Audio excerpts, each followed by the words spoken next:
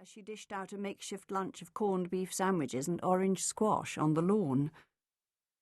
"Wasn't Olivia the afterthought?"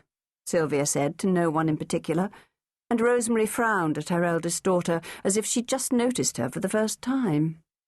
Sylvia, 13, and until recently an enthusiastic child, many people would have said over-enthusiastic, promised to be a mordant cynic in her teenage years.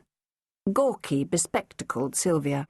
Her teeth, recently caged in ugly orthodontic braces, had greasy hair, a hooting laugh, and the long, thin fingers and toes of a creature from outer space. Well-meaning people called her an ugly duckling, said to her face as if it was a compliment, which was certainly not how it was taken by Sylvia. Imagining a future Sylvia casting off her braces, acquiring contact lenses and a bosom, and blossoming into a swan. Rosemary did not see the swan in Sylvia, especially when she had a shred of corned beef stuck in her braces. Sylvia had recently developed an unhealthy obsession with religion, claiming that God had spoken to her. Rosemary wondered if it was a normal phase that adolescent girls went through, if God was merely an alternative to pop stars or ponies. Rosemary decided it was best to ignore Sylvia's tete-a-tetes with the Almighty, and at least conversations with God were free, whereas the upkeep on a pony would have cost a fortune. And the peculiar fainting fits that their GP said were on account of Sylvia outgrowing her strength, a medically dubious explanation if ever there was one, in Rosemary's opinion. Rosemary decided to ignore the fainting fits as well. They were probably just Sylvia's way of getting attention. Rosemary married their father, Victor, when she was 18 years old, only 5 years older than Sylvia was now. The idea that Sylvia might be grown up enough in 5 years' time to marry anyone struck Rosemary as ridiculous, and reinforced her belief that her own parents should have stepped in and stopped her marrying Victor, should have pointed out that she was a mere child and he was a 36-year-old man. She often found herself wanting to remonstrate with her mother and father about their lack of parental care, but her mother had succumbed to stomach cancer not long after Amelia was born, and her father had remarried and moved to Ipswich, where he spent most of his days in the bookies and all of his evenings in the pub.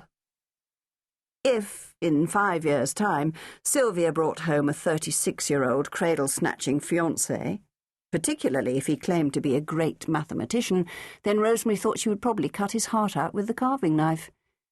This thought was so agreeable that the afterthought's enunciation was temporarily forgotten, and Rosemary allowed them all to run out to the ice cream van when it declared its own melodic arrival in the street. The Sylvia-Amelia-Julia trio knew that there was no such thing as an afterthought, and the fetus, as Sylvia insisted on calling it, she was keen on science subjects, that was making their mother so irritable and lethargic, was probably their father's last-ditch attempt to acquire a son. He was not a father who doted on daughters. He showed no real fondness for any of them, only Sylvia occasionally winning his respect because she was good at maths. Victor was a mathematician and lived a rarefied life of the mind where his family were allowed no trespass. This was made easy by the fact that he spent hardly any time with them. He was either in the department or in his rooms in college, and when he was home he shut himself in his study, occasionally with his students, but usually on his own.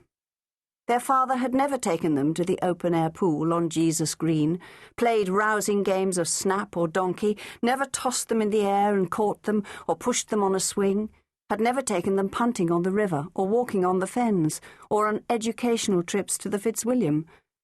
More like an absence than a presence.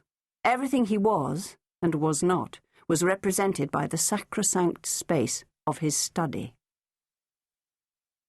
They would have been surprised to know that the study had once been a bright parlour, with a view of the back garden, a room where previous occupants of the house had enjoyed pleasant breakfasts, where women had whiled away the afternoons with sewing and romantic novels, and where in the evenings the family had gathered to play cribbage or Scrabble while listening to a radio play. All of these activities had been envisaged by a newly married Rosemary when the house was first bought, in 1956 at a price way beyond their budget. But Victor immediately claimed the room as his own, and somehow managed to transform it.